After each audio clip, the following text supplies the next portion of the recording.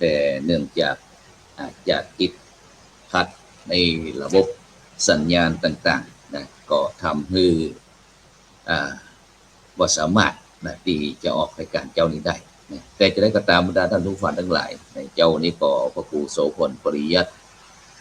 เลขาคณะกรรมการโครงการหมู่บ้านรักษาศีล5นะก็ขออนุญาต เป็นนั้นธรรมะรับอรุณแปลนก็แล้วกัน พระเจ้าวันนี้ก็ออกอากาศที่อาคารพระธรรมสิทธาจารย์อาคาร5ชั้นวัดประสิงห์วรมหาวิหารอำเภอเมืองเชียงใหม่ จังหวัดเชียงใหม่ซึ่งวันนี้ก็ได้กลับมายังประเทศไทย เป็นที่เรียบร้อยแล้วอีโลกอย่างก็ไปต่างประเทศมาไปต่างประเทศมาไปนครเชียงตุงเขมรัฐนครเชียงตุงแต่ว่านี่ก็เพิ่งเดินทางกลับมาซึ่งก็ต้องขอบคุณอนุโมทนากับบรรดาท่านผู้ฟังท่านผู้ชมทุกท่านที่ได้เป็นห่วงเป็นใยว่าวันใดจะกลับมาประเทศไทยกลัวไปจำวันพรรษาที่อันฉานกะนะซึ่งโดยเฉพาะในเจ้าวันนี้ก็ในเมืองเชียงใหม่นั้นก็ฝนตกซอยๆบรรดาท่านผู้ฟังทั้งหลายนะฝนตกในเจ้า วันนี้เป็นวันพระด้วยเนาะเป็นวันพระเป็นวันธรรมสวรรณะวันแห่งการฟังธรรมขึ้น8ค่ำเดือน8หรือว่าเดือน10ปีนี้เดือน8 2 หนก็เดือน10 2 ครั้งนะฉะนั้นก็เหลือเวลาที่จะถึงวันสำคัญในทางพุทธศาสนาวันอาสาฬหบูชาแล้วก็วันเข้าพรรษาซึ่งโดยเฉพาะเหลือนับจากนี้ไปก็เหลือเวลาให้7 วัน7 วันก็จะเข้าพรรษาฉะนั้นก็พี่น้องพุทธศาสนิกชนทั้งหลายก็คงจะต้องเตรียมตัวละเตรียมตัวที่จะเข้าพรรษาหรือว่าโดยเฉพาะเดือนนี้ก็เป็นวันสำคัญเดือนสำคัญเดือนหนึ่งที่วันที่28นั่นก็เป็นวันคล้ายวันประสูติของพระบาทสมเด็จพระวชิรเกล้าเจ้าอยู่หัวในหลวงรัชกาลที่10ของเราเนาะวันที่28 29นี่ก็เป็นวันอาสาฬหบูชาวันที่30ก็เข้าพรรษานะฉะนั้นเดี๋ยวตั้งวันอาสาฬหบูชาวันเข้าพรรษาหรือว่าวันพระวันนี้วันพระวันธรรมสวรรณะวันแห่งการฟังธรรมก็คือวันสำคัญทางพุทธศาสนาที่มีเกี่ยวเนื่องกันในด้านตั้งพุทธประวัติข้อปฏิบัติของพระสงฆ์จากการที่เขาเริ่มไปที่วันอาสาฬหบูชาวันอาสาฬหบูชานี่ก็อย่างที่มันก็บรรดาท่านผู้ฟังท่านผู้ชมทั้งหลายได้ฟังได้ว่ายังนับตั้งแต่นี้ไปแห่ง7 วันก็จะเป็นวันขึ้น15 ค่ำเดือน8ซึ่งเป็นช่วงตรงของทุกๆปีซึ่งโดยเฉพาะวันอาสาฬหบูชานี่ก็เป็นวันที่พระพุทธเจ้าได้ทรงแสดงพระธรรมเทศนาคนฮ้องว่าปฐมเทศนาหรือว่าทำกันแรกที่ได้โอนง่ายนะเทศนาครั้งแรกชื่อว่าธรรมจักรกับปวัตนสูตร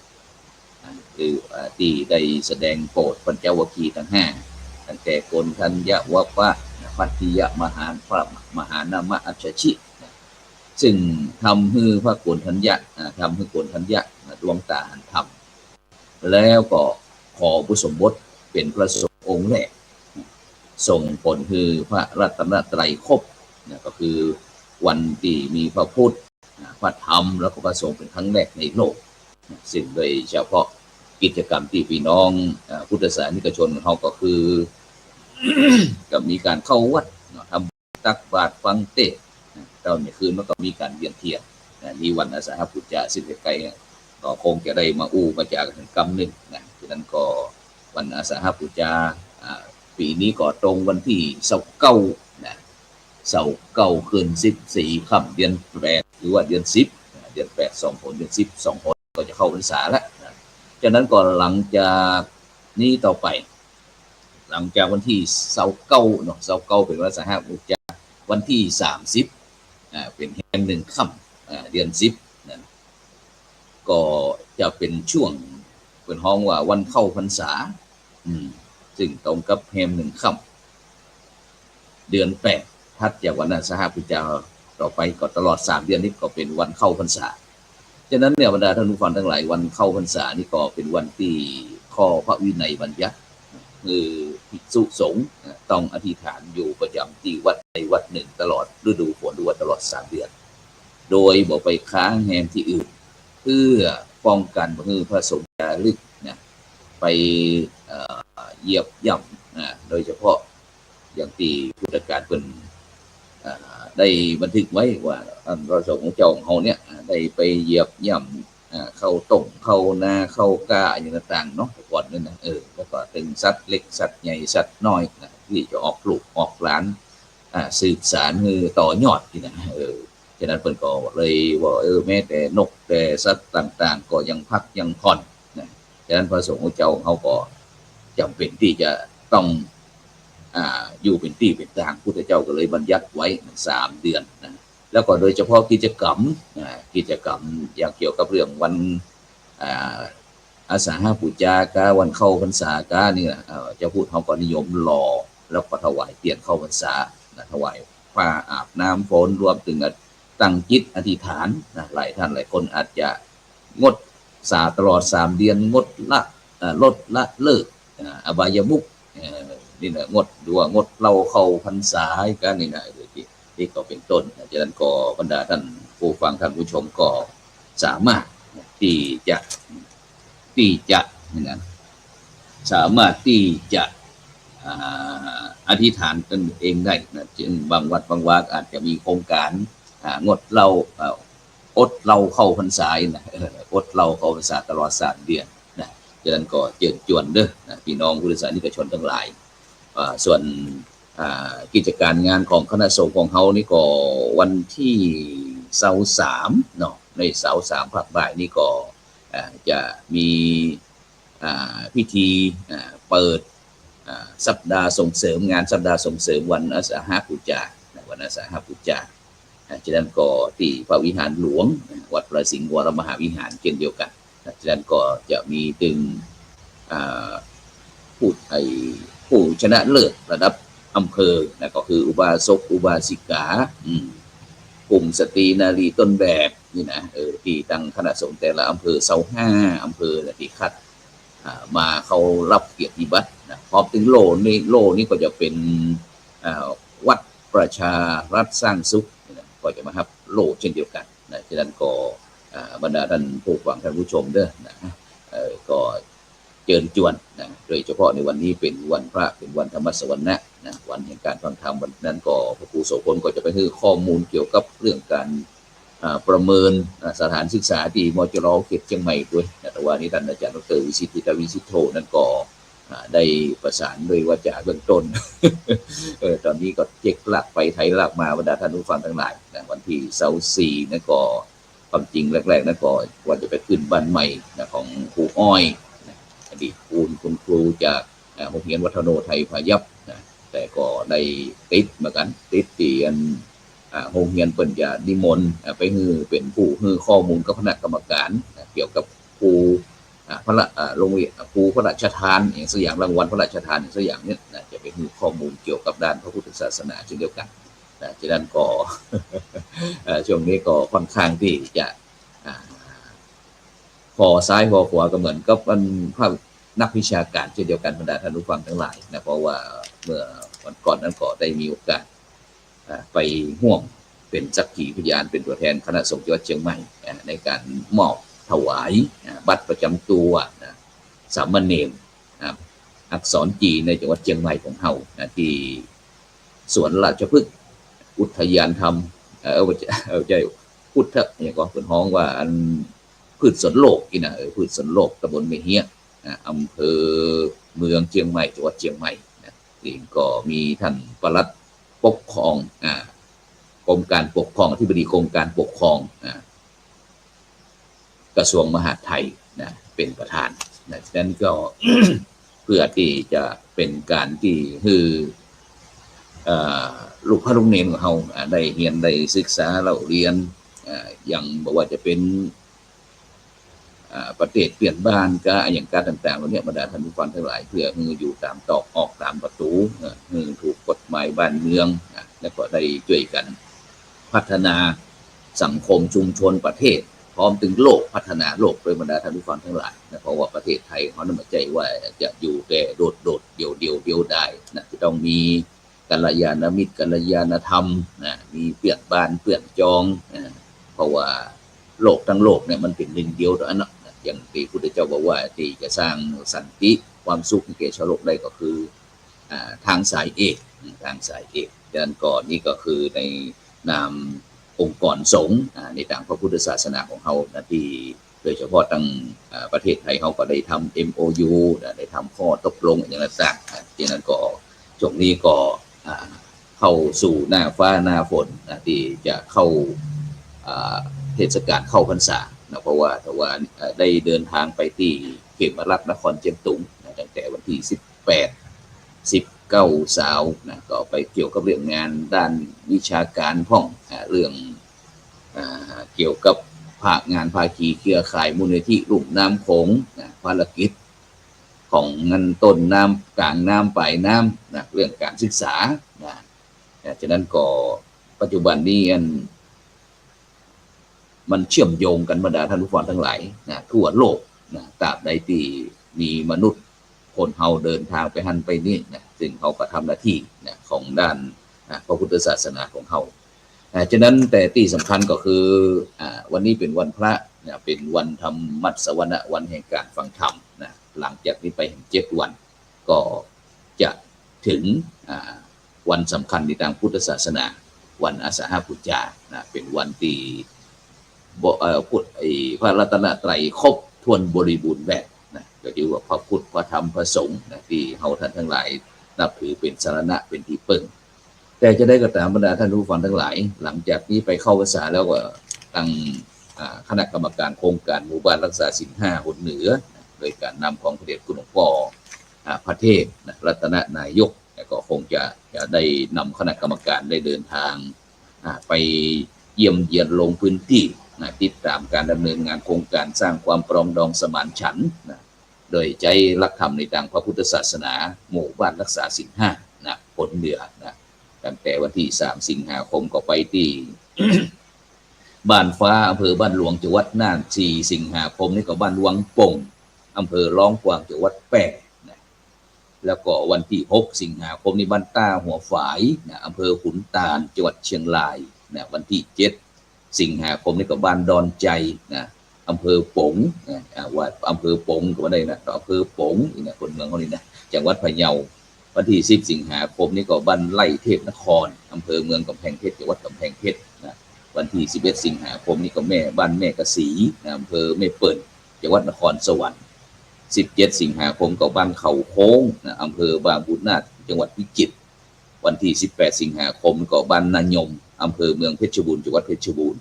วันที่19 สิงหาคมก็บ้านวังหินอำเภอเมืองพิษณุโลกจังหวัดพิษณุโลกวันที่20 สิงหาคมนี่ก็บ้านรวมใจตำบลอำเภอท่าป่าจังหวัดอุตรดิตถ์วันที่25 สิงหาคมก็บ้านแม่ยะอำเภอบ้านตากจังหวัดตากวันที่26 สิงหาคมนี่ก็บ้านเมาะหลวงอำเภอแม่เมาะจังหวัดลำปาง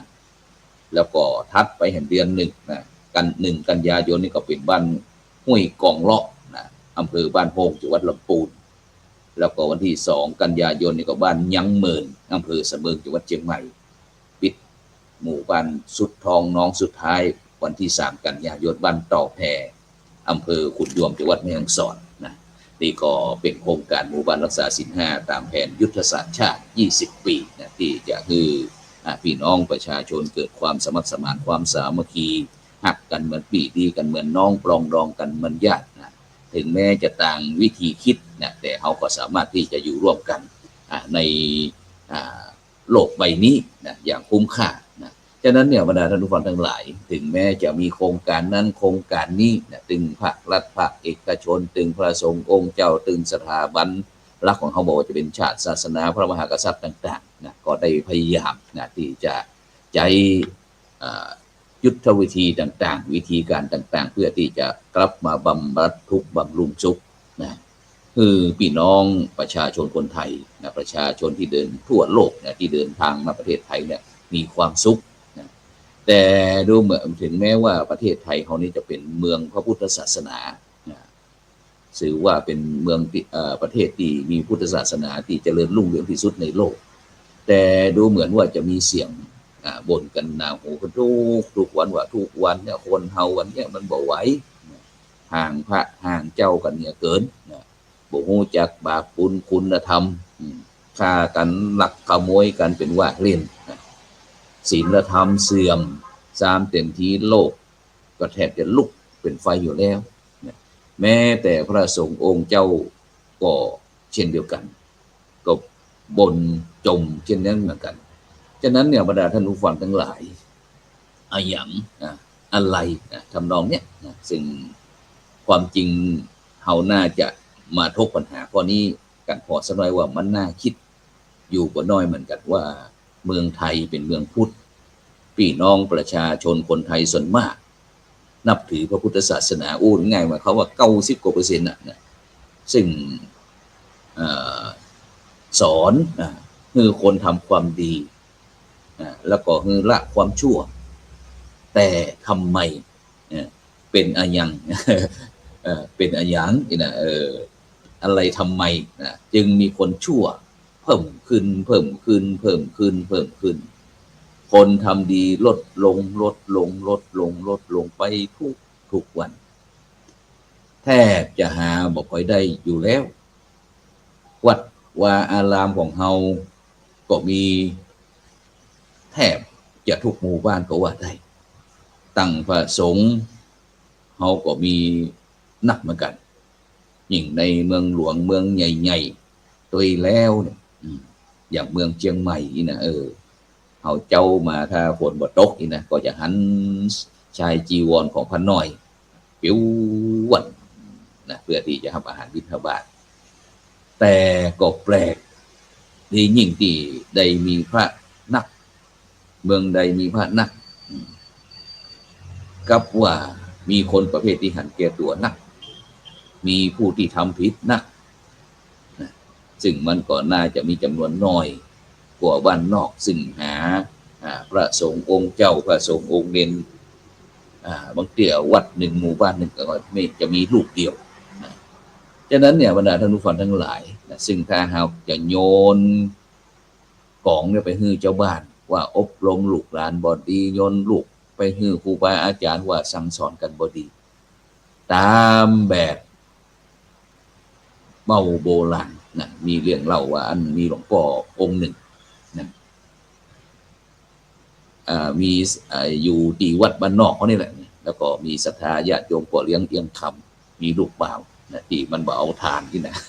มันเอาแต่ไฟเอาแต่เรื่องฮ้อนๆให้นะเรื่องเย็นบ่เอาอีนะเอาไปฝากนะบอกว่าหลวงพ่อนะปีนี้อยากจะให้ลูกบ่าวของผมเนี่ยนะมาบวชสักพรรษาหนึ่งเพื่อที่จะได้ซึมซับได้ศึกษาเล่าเรียนรักธรรมในตามพระพุทธศาสนาซึ่งงั้นหลวงพ่อก็ได้ก็ดีเหมือนกันนะจะได้มีพระสงฆ์องค์เจ้าอยู่วัดอยู่วานะเพราะว่าพี่น้องพุทธศาสนิกชนของเขานี่ถือว่าเป็นหน้าที่นะของใจไทยทุกคนนะที่จะต้องบวชสืบต่ออายุพุทธศาสนานะซึ่งก็ถือว่าถ้าบุคคลใดท่านใดบ่ได้บวชบ่ได้สงฆ์แล้วก็ถือว่ายังบ่ได้ทดแทนบุญคุณพ่อแม่นะเพราะว่าพ่อแม่นี่ก็หวังนี่แหละหวังที่จะเปิดใจผ้าเหลืองของลูกบ่าวเนี่ยได้เป็นบุญเป็นกุศลนะเพื่อที่จะได้พ้นจากทุกข์ถึงสุขซึ่งสวงสวรรค์ชั้นฟ้านี่ละปานก็ว่าไปตามนั้นนะซึ่งหลวงพ่อก็ได้ประกอบพิธีนัดหมายแล้วก็ประกอบพิธีบวชคือลูกบ่าวของเงินคุณโยมก็เลี้ยงเอี่ยงคำเป็นที่เรียบร้อยนะแล้วก็ตลอดพรรษานั้นก็หลวงพ่อก็ได้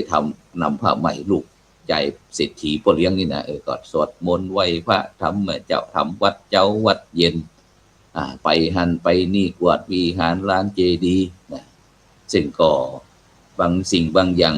ลูกบ่าวของพ่อเลี้ยงก็ปฏิบัติได้บางสิ่งบางอย่างก็ลบต่างรีขี้ต่างยังบางสิ่งที่ละได้มันก็ละสิ่งที่มันละบ่ได้มันเกยนะมันก็คนเมืองเขาว่านะหมามันเคยกินขี้ดูมันก็กินขี้มันเดิมนั่นก็อินสมาบรรดาท่านผู้ฟังไปเด้อนะแต่พอออกพรรษาครบ3 เดือนแล้วนะครับพระกฐินเรียบร้อยแล้วนะลูกบ่าวพ่อเลี้ยงเพิ่นก็ขอลาสิกขาเสร็จแล้วก็ตุลุงหลวงพ่อเพิ่นก็ฮ้องเศรษฐีมาวันนั้นเอามามอบคือเฮาวันนี้เฮาก็มอบส่งคืนเรียบร้อยแล้วเด้อนี่นะช่วง 2-3 วันแรกนี่ก็ไปบ้านไปอยู่กับพ่อกับแม่นะไอ้หนานนี่นะก็บ่ใครมีปัญหาเตี้ยนะแต่เลยไป1 อาทิตย์เริ่มออกลายแล้วเฮ้ยนะเริ่มออกลายแล้วนะก็ตึงกินตึงเอวตึงเล่นนะ2-3 วันแรกนี่ดีอยู่นะหลังจากอาทิตย์ผ่านไปนะโลกเศรษฐีออกลายแล้วนะเพราะว่าไปอดไปกันไปต้องอยู่ในกฎในระเบียบตลอด3 เดือนนี่นะเพราะว่าเป็นพระสงฆ์เจ้านี่ถือว่าเป็นอันมรดกสาธารณะ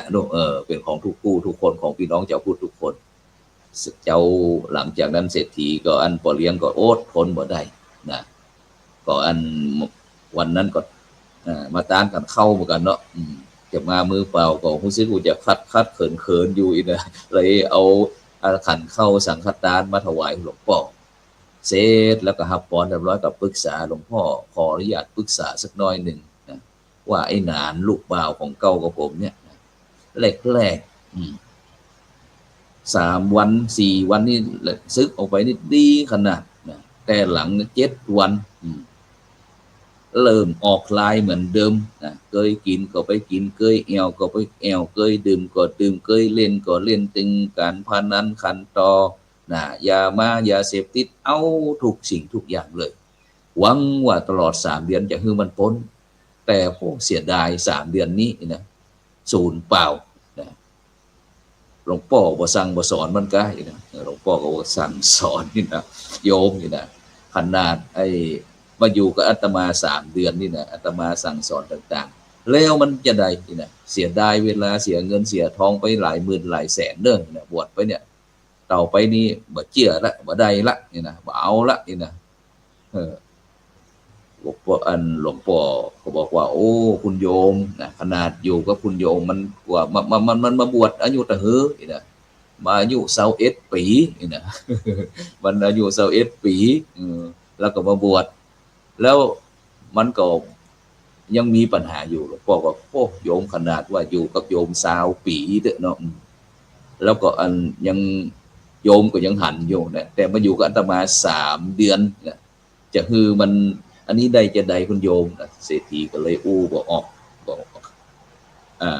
เลยจะมันกาปากกาหั่นน่ะเนาะเจอหลวงพ่อเอาไปดอกหนึ่งฉะนั้นเนี่ยบรรดาท่านผู้ฟังทั้งหลายนะสิ่งตรงเนี้ยก็เป็นสิ่งที่พี่น้องพุทธศาสนิกชนก็ต้องจะมาคิดนะว่าการบวชการโสมของเฮานี่นะไม่ใช่ว่าอยู่ๆทุกคนบวชแล้วจะเป็นคนดีแต่ถ้าบวชแล้วได้เข้าวัดปฏิบัติธรรมได้ศึกษาได้เรียนรู้ได้ทั้งภาคทฤษฎีภาคปฏิบัติต่างๆก็จะถือว่าเป็นบุญเป็นกุศลฉะนั้นหลายท่านหลายคนอาจจะเข้าใจผิดว่าในบวชปุ๊บปั๊บเนี่ยมันจะดีเลยจะต้องมีขั้นตอนการเรียนการศึกษาการดูแลการเข้าวัดปฏิบัติต่างๆในความเป็นพระต่างๆเนี่ยนะเพราะว่าพระนี่แปลว่าวัลละมาจากวัลละแปลว่าประเสริฐดังนั้นคนที่จะเป็นพระผู้ประเสริฐได้ก็จะต้องมีการต่อสู้ทั้งภายในถึงภายนอกต่างๆคัดเกลากิเลสตนเองนะอย่างวันก่อนได้มีโอกาสเดินทางไปที่เขมรัตนครเชียงตุงก็ได้มีโอกาสได้ไปเจอฤาษีกัลยาณมิตรกัลยาณธรรมที่ได้มีโอกาสได้ฟังความคิดเห็นเป็นว่าเนี่ยการที่เป็นฤาษีนี่ก็ดีอย่างหนึ่งนะคือว่าเวลาเปิ่นมันบ่ต้องผิดศีลผิดธรรมนัก เพราะว่าการเป็นฆราวาสเป็นฤาษีนี่บอกมีข้อห้ามนักเหมือนกับที่เป็นพระเจ้าบอกเหมือนกับพระสงฆ์องค์เนรฉะนั้นเขาบอกว่ามันสะดวกในการที่จะบำเพ็ญบุญบำเพ็ญกุศลตัวนะฉะนั้นเขาก็พวังแล้วก็ฉะนั้นเนี่ยบรรดาท่านผู้ฟังทั้งหลายวิธีคิดวิธีทำของแต่ละท่านแต่ละคนเนี่ยก็ส่วนที่สำคัญนะแต่ที่เขาจะต้องใจสติมาพิจารณาถึงลักเหตุลักผลอะไรอย่างต่างบางครั้งเขาก็คิดกันไปเองมโนไปเองว่ามันต้องเป็นแบบนั้นต้องเป็นแบบนี้ฉะนั้นเขาจะต้องมีกรอบมีมาตรฐานง่ายๆเนาะแล้วก็มาตรฐานก็จะต้องเป็นสากลด้วยนะทุกคนก็ต้องมีความคิดเห็นที่ตรงกันที่เนาะตรงฟ้องโดยเหตุด้วยผลกันนะฉะนั้นก็วันนี้เป็นวันพระเป็นวันธรรมสวรรณะวันแห่งการฟังธรรมนั่นก็เชิญพี่น้องพุทธศาสนิกชนทั้งหลายได้โดยเฉพาะในการดำเนินชีวิตของแต่ละท่านแต่คนนั้นก็จะต้องมีกรอบมีเขตในการที่จะประพฤติปฏิบัติให้ตนเองอยู่ในศีลกินในธรรมนะเพราะว่าทุกวันเนี้ยคนเฮานี่ชอบไปเยี่ยมเวลาป่วยบ่สบายด้วยนะแล้วก็ชอบไปเวลาตายแล้วก็ชอบใส่ร้ายเวลาเป็นชอบหันใจเวลาเผาเอาความดีมาเล่าก็ตอนที่เป็นผีแล้วนะเพราะฉะนั้นเนี่ยบรรดาท่านผู้ฟังทั้งหลายสิ่งเหล่านี้เป็นสิ่งที่เขาจะต้องมาช่วยกันในการที่จะพัฒนาทั้งภายในแล้วก็ภายนอกพัฒนาตนเองแล้วก็พัฒนาบ้านชุมชนสังคมประเทศชาตินะคือเป็นสังคมที่น่าอยู่เป็นสังคมที่มีความสุขกู้คุณธรรมเพราะว่าที่ไหนที่บอกมีความสุขที่นั้นก็มีปัญหาที่ไหนมีความสุขที่นั้นก็ไร้ปัญหานะแล้วโดยเฉพาะเรื่องคุณงามความดีเขาก็จำเป็นที่จะต้องประพฤติปฏิบัติสืบตลอดไปนะฉะนั้นก็ในช่วงเทศกาลเข้าพรรษานี่ก็เชิญชวนพี่น้องพุทธศาสนิกชนทั้งหลายได้ทำหน้าที่ของเป็นพุทธบริษัทของแต่ละท่านแต่ละคนคือการทำนุบำรุงพุทธศาสนาในวัดใกล้เคียงนะฉะนั้นบ้านวัดในหมู่บ้านของท่านนะคือเป็นที่เปิ้งเป็นล่มโพใบใหญ่ล่มใสใบหนานะคือพุทธบริษัทของพ่ออุ้ยแม่อุ้ยนะแล้วก็ของเป็นที่สืบต่อลูกหลานตลอดไปนะฉะนั้นก็ในเจ้านี่ก็เวลาหมดเวลานะนำรายการจากบรรดาท่านผู้ฟังไปก่อนนะกินข้าวหลำน้ำแหลวนะอายุวันโนสุขังพลังมีสตังหลายๆเด้อ